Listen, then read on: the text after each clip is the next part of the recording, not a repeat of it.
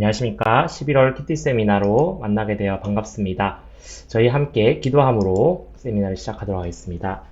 사랑과 은혜가 풍성하신 하나님, 감사합니다. 저희가 오늘 또 11월 말씀을 미리 함께 알아보며 학습하며 또 11월에 또 주시는 말씀을 잘 묵상하기 위해서 이 시간을 갖습니다. 하나님 주시는 말씀 우리가 잘 이해할 수 있도록 우리 가운데 지혜를 허락하시고 또 하나님의 말씀에 순종하여 따라 나아갈 수 있는 지혜와 용기를 허락하여 주시옵소서. 감사합니다. 예수님 이름으로 기도드립니다. 아멘.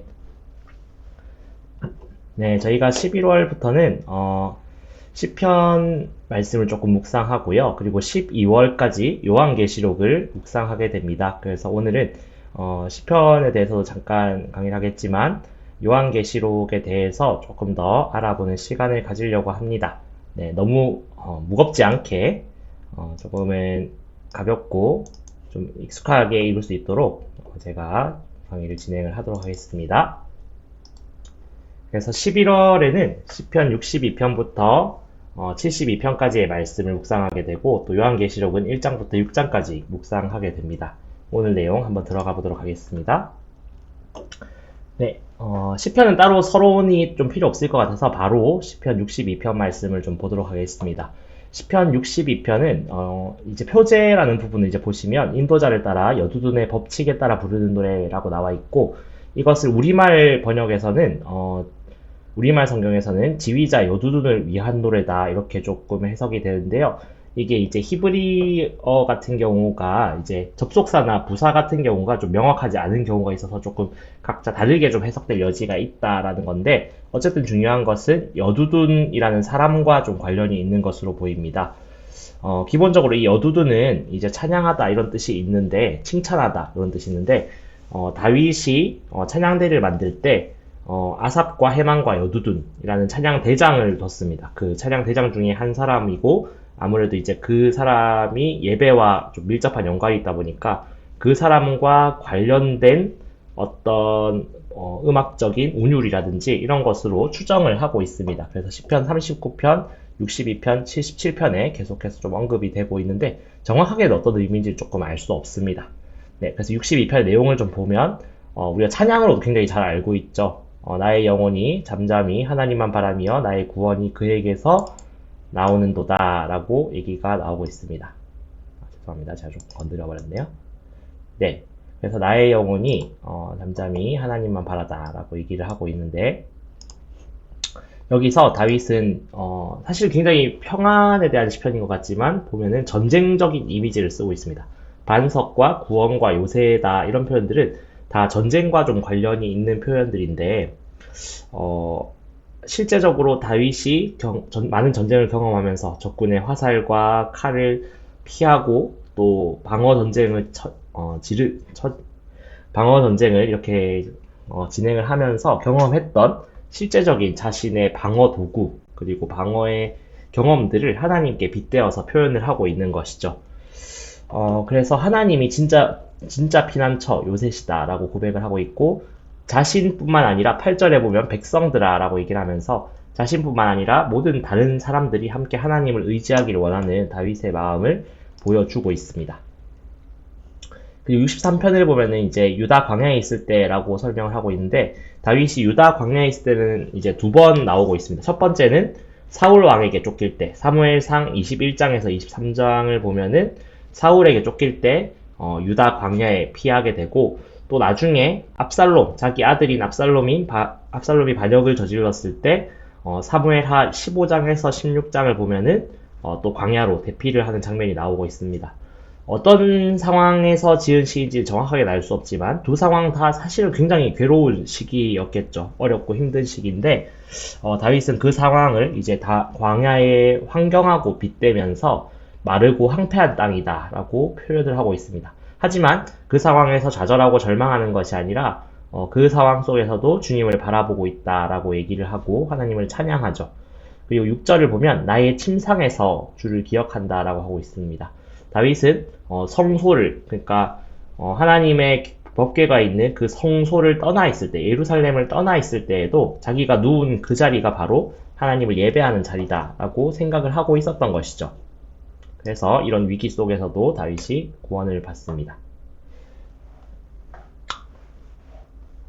그리고 시편 64편인데요. 다윗이 자신을 비방하던 사람들에 대해서 쓴 시입니다. 근데 그런 것들을 보면은 특히 이 사람들이 말과 관련된 악한 행실들을 하는 것들을 보고 있습니다. 그래서 악을 꾀하는 자들의 음모, 악을 행하는 자들의 소동 이런 표현들 하고 있고 칼 같은 혀, 그리고 화살 같은 독한 말, 그리고 악한 목적으로 남몰래 올무를 놓으면서 계략을 꾸미는 다른 사람들의 모습을 이야기하고 있습니다.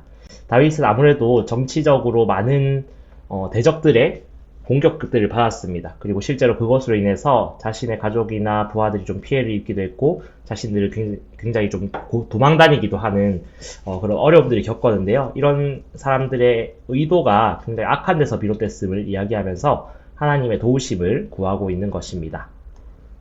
그래서 우리 성도들은 말에 대해서 좀 깊이 생각할 필요가 항상 있는 것 같습니다. 우리가 선한 말로써 또 악한 의도 없이 정말 선한 말로써 다른 사람들을 살리는 말을 해야 되는데 어떻게 보면 우리가 좀 다른 사람들을 어렵게 하는 말들 하고 있지 않은가 돌아볼 필요가 있다는 것을 이 말씀을 통해서 한 번 더 느끼게 됩니다. 자, 그리고 65편을 보면은 다윗은 자신에게서부터 계속해서 확대시키면서 자기 백성을 보호하시고 또 모든 인간의 삶의 터전을 창조하신 하나님을 찬양하는 것들을 우리가 좀 볼 수 있습니다. 그래서 나로부터 시작해서 땅끝까지 이르게 되는 하나님의 구원의 역사를 좀 함축적으로 이 시에서도 얘기를 하고 있습니다. 그래서 구원의 하나님이시죠. 그리고 1절에 보면 이제 서원이라는 표현이 나오는데 서원은 이제 하나님 앞에서 약속하는 것이죠. 하나님 앞에서 약속하는 것을 내가 하나님께 이행할 것이다. 이렇게 표현을 하고 있습니다. 그리고 시편 66편을 보시면 하나님의 구원의 역사에 대해서 좀 길게 얘기를 하고 있는데요. 이 시가 언제 누가 지었는지는 정확하게 알 수 없습니다. 하지만 이스라엘의 역사를 좀 관통하면서 이야기하고 있는데 바다를 벼다의 육지가 되게 하셨다. 이것은 이제 모세가 홍해 바다를 건널 때도 좀 생각나는 것이고 그리고 여호수아가 요단강을 건너갈 때도 좀 생각나게 하는 그런 구절인데 사실은 뒤에 보면 우리가 걸어서 강을 건너고라고 할 때 이 강이라는 표현이 히브리어로 원문으로 보면 나하르라는 표현을 쓰고 있습니다. 근데 이 강은 좀 큰 강을 의미하는 경우가 많은데요. 그래서 요단강을 보통 나하르를 요단강으로 번역하지 않습니다. 그래서 이게 사실은 그 이스라엘이 홍해를 건넜을 때를 생각할 수도 있지만 홍해는 또 바다기도 하고 유프라테스 강 너머로 그러니까 바벨론 포로로 끌려갔다가 다시 돌아오게 되는 것을 모세 시대와 여호수아 시대의 하나님께서 자신들을 바다를 물을 건널 때 육지를 건너게 한 것처럼 건너게 하신 것처럼 돌아오게 하실 하나님에 대해서 찬양하고 있는 것으로 좀 이해를 할 수 있습니다. 그래서 이걸 포로기 후기의 시로 보는 학자들이 굉장히 많이 있는데요. 그래서 뒤에 내용들을 보시면 사람들이 우리 머리를 타고 가게 하셨나이다. 자기 머리를 밟힌다는 것은 패망의 전쟁에서 패하는 그런 이미지를 보여주는 것이죠. 그리고 우리가 불과 불을 통과하였다. 하나님의 시험이나 하나님의 어떤 책망, 경계를 받았다는 것이죠. 그런데 그런 것들이 이제 끝나고 주께서 우리를 끌어내서 풍부한 곳으로 다시 돌아가게 하셨다. 한마디로 하나님의 그 바벨론의 심판이 끝나고 이렇게 바벨론 포로 귀환을 하게 됐을 때 이 시로 고백하지 않았을까라고 추정하는 그런 학자들이 많이 있습니다. 네. 뭐 그렇게 생각하는 게 크게 나쁘지 않을 것 같고 우리를 구원해 가시는 이스라엘 백성을 구원해 가시는 하나님의 구원의 역사 중에 하나로 우리가 이해할 수 있을 것 같습니다. 그리고 시편 67편을 보면은 우리에게 복을 주시는 하나님에 대해서 이야기하고 있는데요.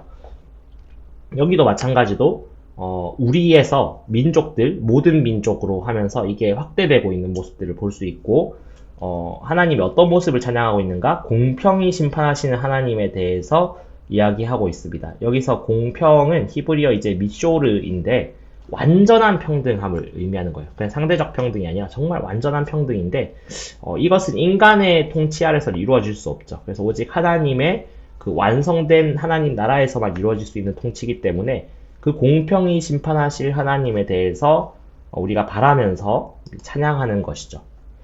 자, 그리고 68편을 보면 역사를 마찬가지로 이끌어 오신 하나님에 대해서 쭉 이야기를 하고 있습니다.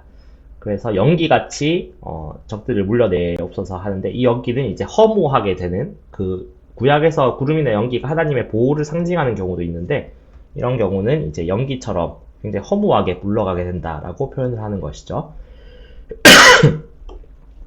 그리고 이 하나님은 어떤 분이신가? 고아의 아버지고 과부의 재판장이시다라고 표현을 하고 있습니다. 그래서 이 고아의 아버지라는 표현, 그리고 과부의 재판장이라는 표현, 우리가 한번 좀 잘 생각해 보시면 좋을 것 같아요. 이 당시에 구약시대의 사회적 약자에 대해서 다른 사람들은 당연히 무시할 수 있는데 하나님은 그런 분들을 이끄시고 보호하시는 분이다라는 것을 우리가 기억할 필요가 있을 것 같습니다. 그리고 69편 보면 소사님이라는 표현이 나오는데요. 이 소사님은 백합화라는 뜻입니다.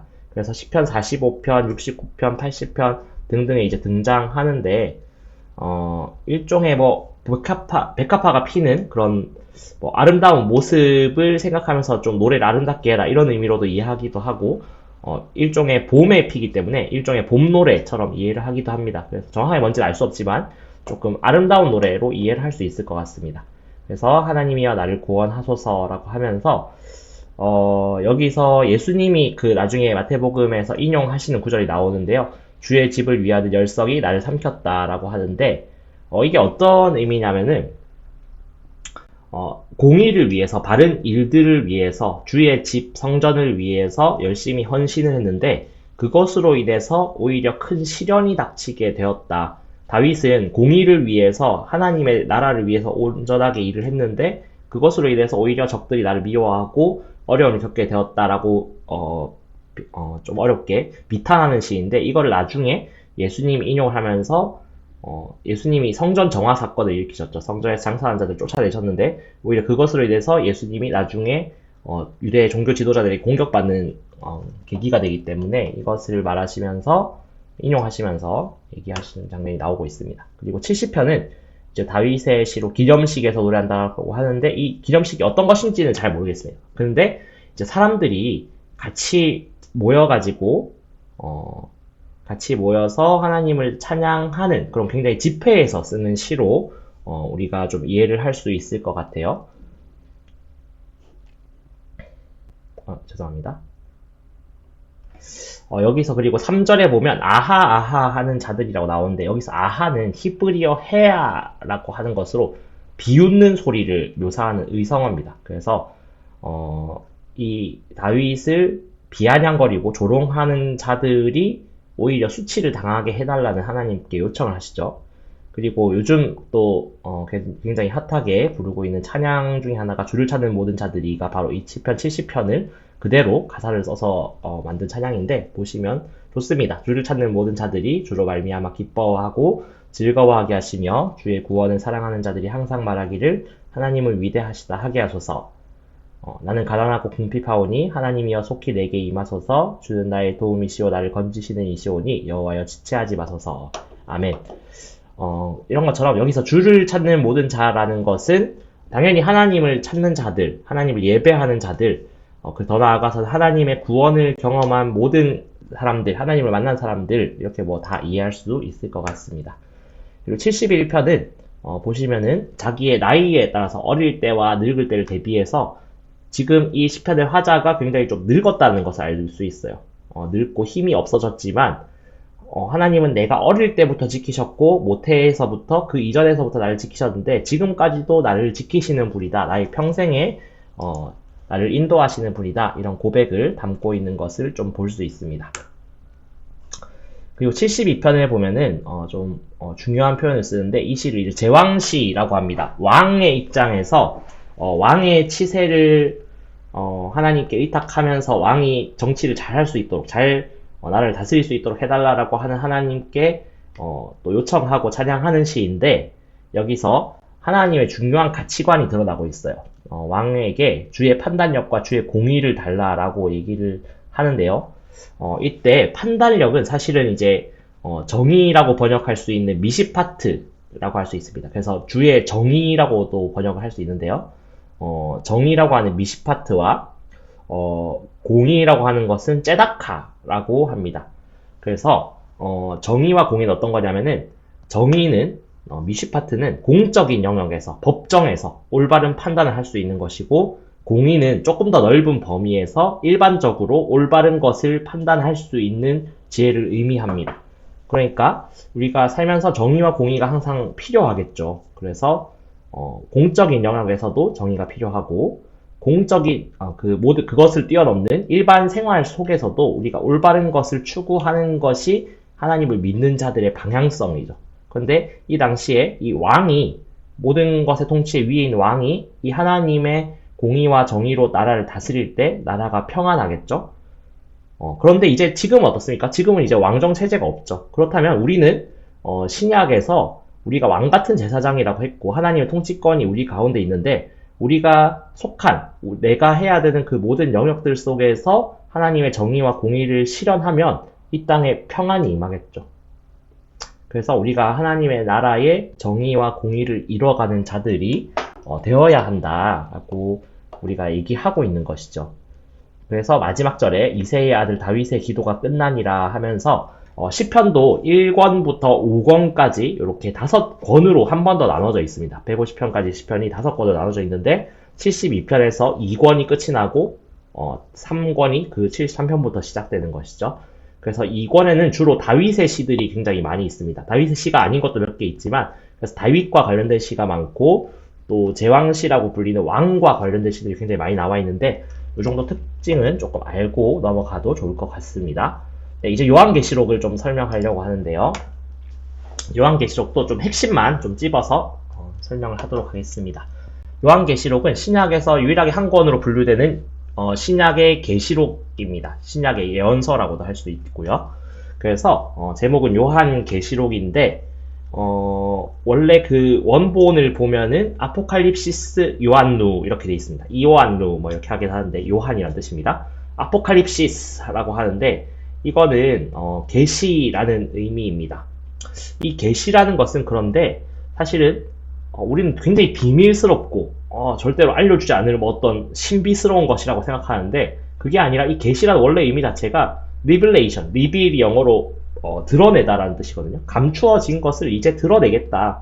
이제까지 몰랐는데 이제 내가 알려주겠다라고 하는 게 계시입니다. 그래서 엄청 비밀스러운 문서가 아니고 초대교회에서는 굉장히 읽어야 할 정말로 하나님의 비밀이 우리에게 드러난 문서라고 할 수 있습니다.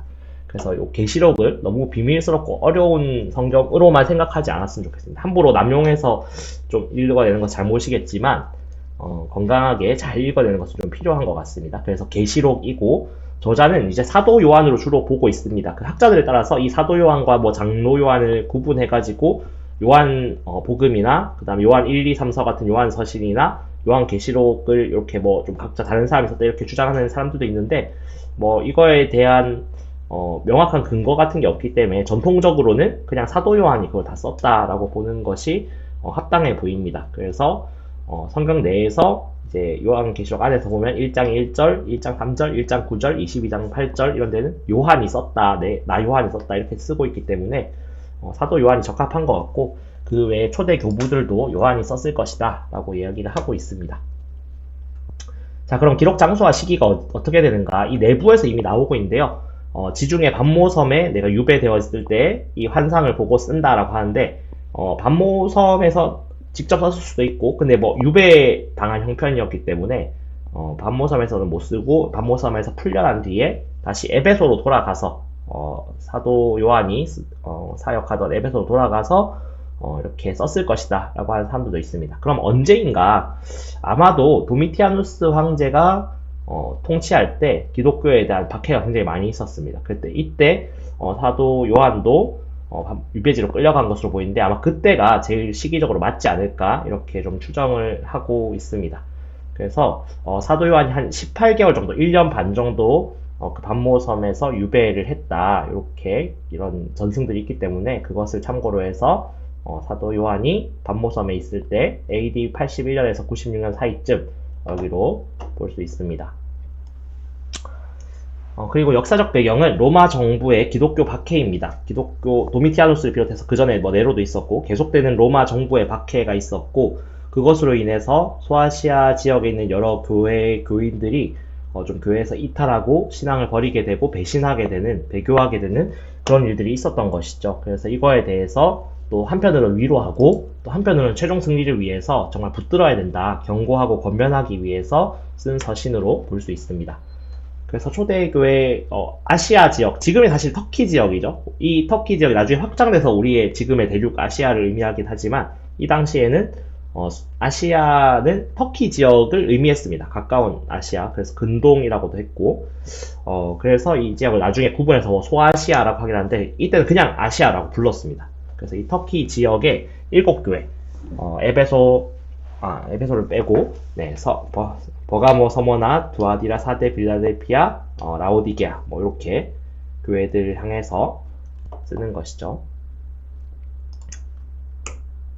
그래서 사실 이 교회들이 사도 요한이 에베소에서 주로 사역을 했습니다. 그래서 뭐 사실 멀다면 먼 지역이지만 가까운 지역들이기 때문에 사도 요한이 편지를 쓰고 직접 방문하고 하면서 계속해서 자기가 사실은 관할하고 양육하던 그런 교회라고 보시면 됩니다. 그래서 이 지역들을 향한 편지지만 사실은 7교회뿐만 아니라 이 7이란 숫자 자체가 뭐 많이 들으셨겠지만 성경에서 완전수라고 해서 사실 모든 것을 또 뜻하는 단어이기도 합니다. 그렇기 때문에 그냥 이 7교회에만 꼭 보내는 편지가 아니라 그 외에 많은 교회들한테 하나님께서 같이 주시는 메시지다라고 이해해도 무방할 것 같습니다. 그래서 요한계시록이 주로 환상과 상징을 통해서 좀 메시지를 많이 보내는데요. 그에 대한 좀 이유들은 있습니다. 이제 로마 정부의 치세에서 기독교를 상당히 박해했기 때문에 너무 직접적인 표현을 쓴다면, 예를 들면 직접 로마가 우리를 탄압한다 이렇게 한다면은 좀 어려움을 겪을 수 있겠죠. 그래서 뭐 바벨론으로 다른 표현을 돌려서 사용한다든지, 그 다음에 네로 황제가 기독교를 박해한다라고 했을 때 뭐 666이라는 표현으로 그 이름을 뜻하는 사실은 이제 비밀스러운 어떤 상징입니다. 근데 그 당시 사람들 다 알았죠. 알면서도 이게 직접적으로 표현하는 것과 간접적으로 표현하는 것이 되게 다르기 때문에 그런 식으로 좀 환상과 상징을 좀 이용했다라고 볼 수도 있고, 그리고 사실 그 사람들이 이걸 엄청 비밀스럽고 신비하게 여기지 않았습니다. 그냥 다 알아들을 수 있는 메시지였다고 보는 게 사실 많은 학자들의 이해죠. 그래서 어쨌든 이런 환상과 상징을 통해서 교회를 향해서 위로와 경고의 메시지를 동시에 이제 주시는 거죠. 그래서 좀 이야기하고 싶은 것이 무엇인가, 제가 개인적으로 좀 정리하기는, 첫 번째로는 십자가에 달려 돌아가신 그 어린 양 예수 그리스도의 최종 심판이 임할 것이다. 그리고 어린 양 예수 그리스도의 최종 승리가 있을 것이다. 그리고 새로운 예루살렘과 하늘 위에 보좌에서 천상의 예배를 드리는 그 모습을 보면서 우리가 저런 예배를 결국에 드리겠구나, 저런 영광을 누리겠구나, 이것을 성도들에게 알려주시는 것이죠.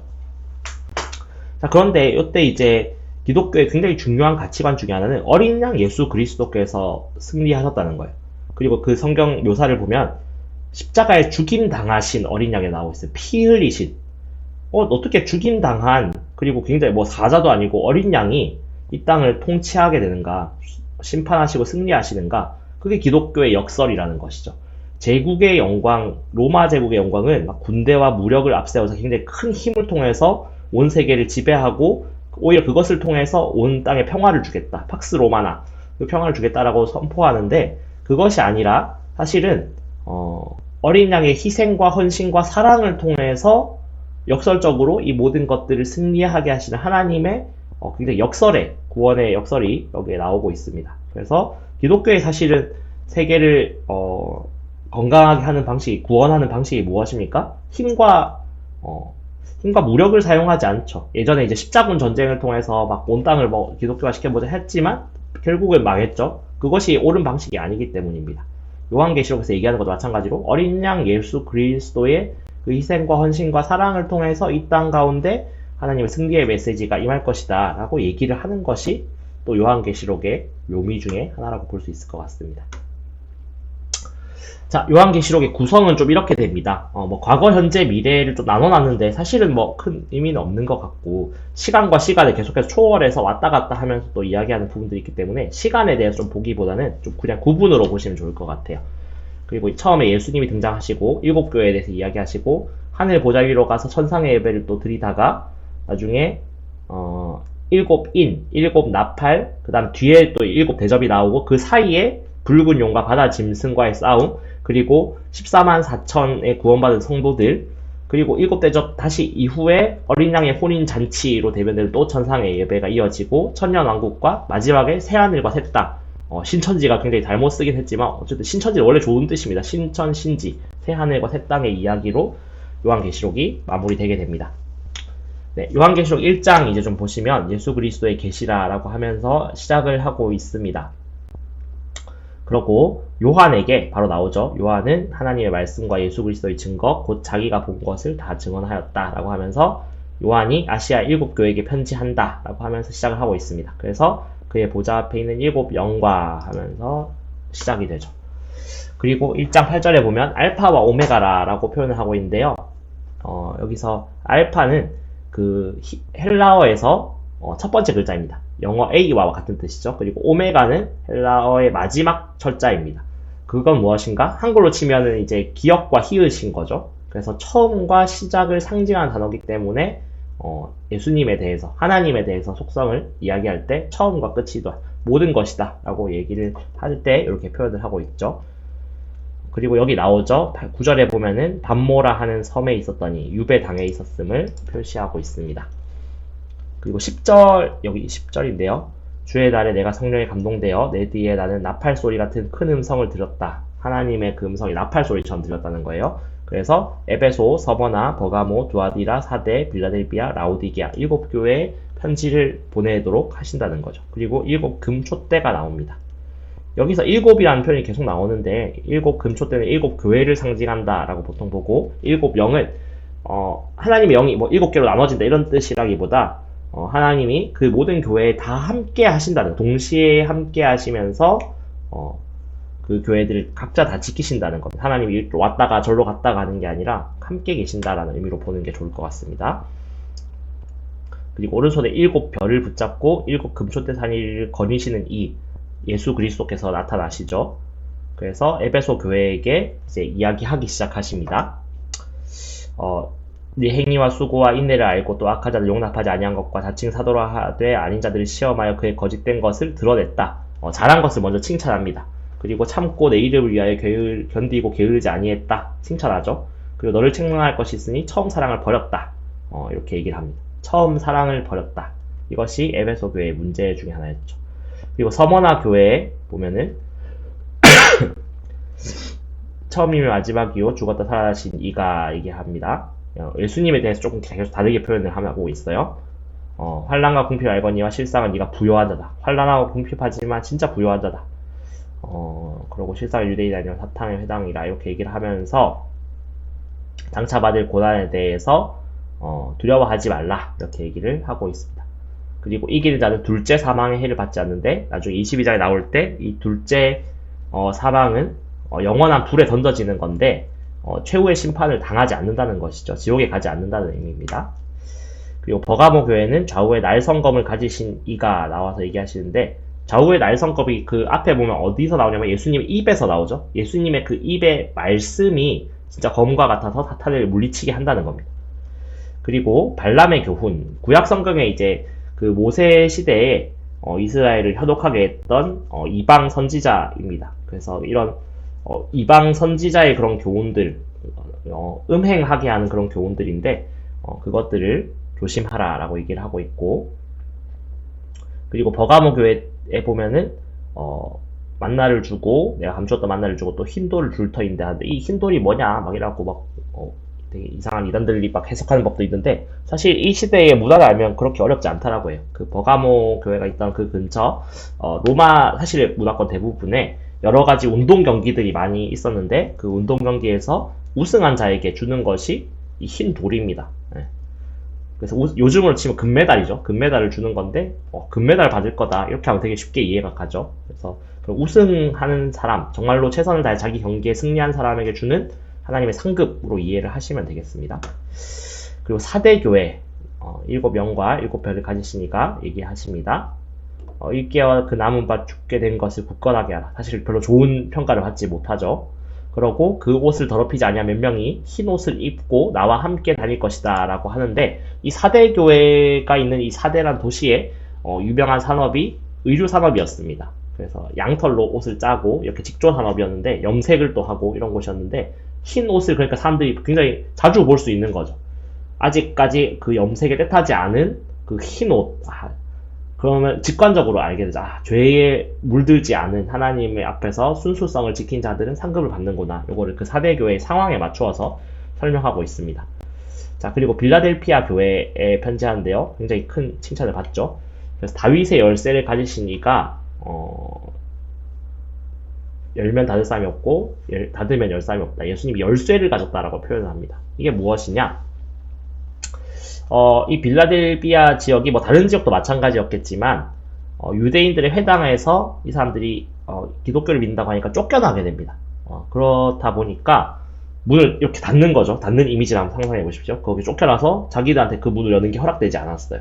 그런데 이것이 사실은 반대죠. 천국에서는 예수님은 천국의 열쇠를 가지신 분이시기 때문에 이 빌라델피아 교회의 사람들은 이제 천국에 들어갈 수 있겠죠. 하지만 이 사람들을 무시하고 회당에 들어오지 못하게 했던 예수님을 저주하고 반대하는 유대인들은 천국에 들어갈 수 없겠죠. 그래서 그런 걸 역설적으로 보여주는 그런 장치라고 보시면 될 것 같아요.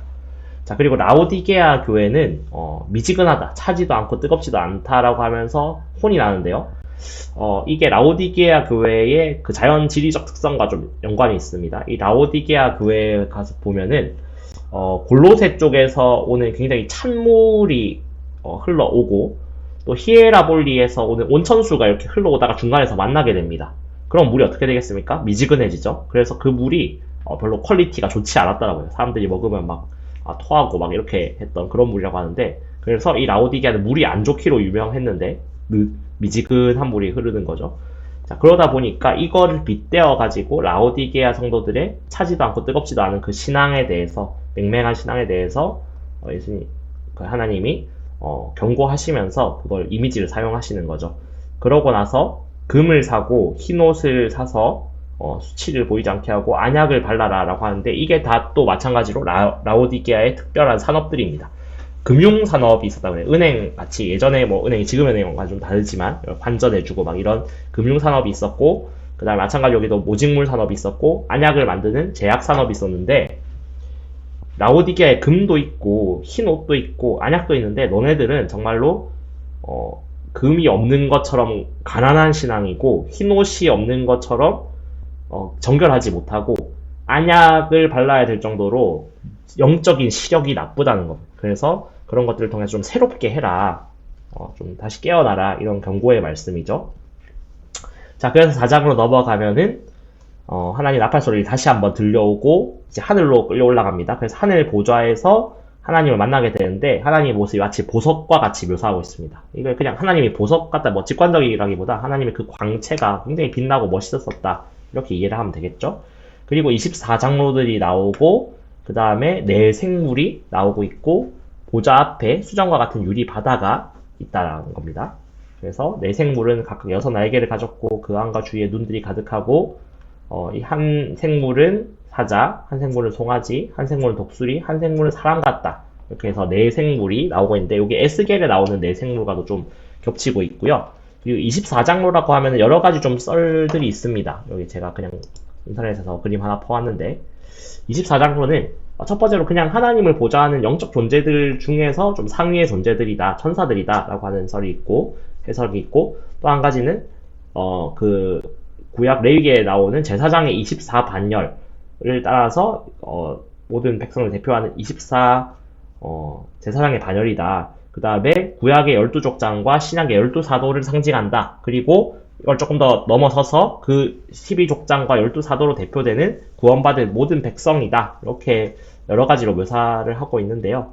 뭐 저는 어떤 것도 뭐 큰 의견은 없는데 어쨌든 대표성이 있는 것 같습니다. 예수님을 믿는 자들에 대한 대표성을 나타내는 것 같고, 내 생물은 이제 사실 하나님이 만드신 모든 피조물 전체를 이렇게 한 군데 짬뽕해 놓은 것 같은 그런 느낌들이 좀 있어요. 그래서 피조물 전체를 대표하는 천사들로 이해를 할 수 있을 것 같아요. 그래서 눈이 가득하다 이런 표현들은 하나님이 온 세상을 이렇게 다 감찰하시고 보실 수 있듯이 이 생물이 그런 것들을 하나님 앞에서 보좌하는 생물로 이해를 할 수 있고, 자, 넘어가서 5장 1절을 보면은 이제 7인 이야기가 나옵니다. 그래서 두루마리가 있고 사진 하나 보면은, 네, 이렇게 두루마리가 있고, 옛날에 이런 식으로 봉인을 했습니다.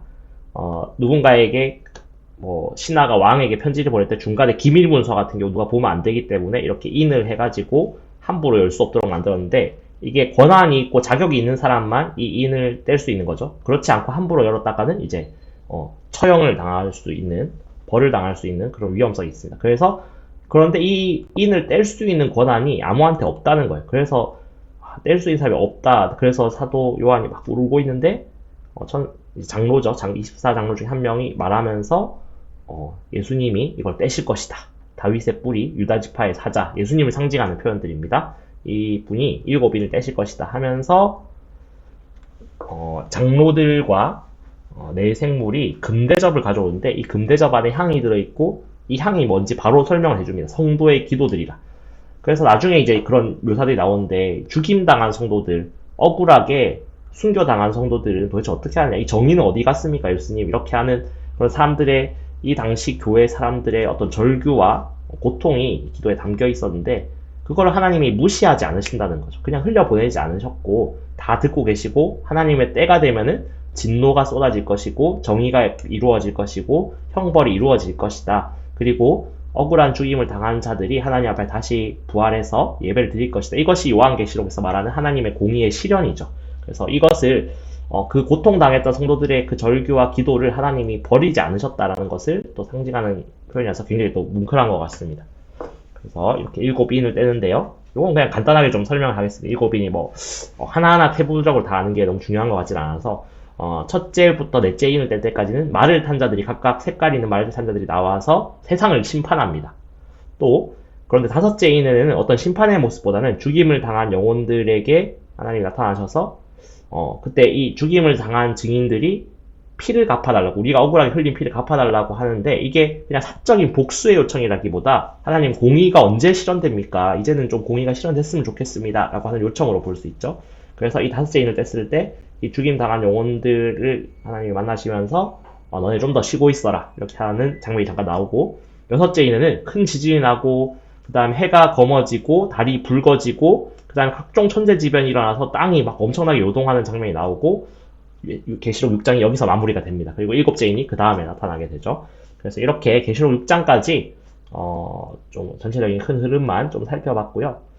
그래서 엄청 어렵다라고 생각만 하지 마시고 그 상징과 그런 환상에 좀 의미들이 있다는 걸 생각하시면서, 그리고 그게 막 엄청 어렵고 어떤 괴기한 그런 의미가 아니라 우리가 충분히 말씀을 읽으면서 이해할 수 있는 그런 내용들이 담고 있다는 걸 생각하시면서 또 요한계시록까지 잘 묵상하시면 좋을 것 같습니다. 자, 기도하고 마치도록 하겠습니다. 사랑과 은혜가 풍성하신 하나님 아버지 감사합니다. 오늘 또 저희 함께 말씀을 읽고 묵상했습니다. 하나님, 이것들이 또 11월에 말씀을 더 깊이 묵상하는데 도움이 되기를 소망합니다. 혹시라도 잘못된 내용이 있다면 바로 잡아주시고 또 하나님의 말씀에 순종하여 또 살아갈 수 있는 11월 한 달이 될 수 있도록 주님 인도하여 주시옵소서. 감사합니다. 예수님 이름으로 기도드립니다. 아멘. 이상으로 겟생이 마치도록 하겠습니다.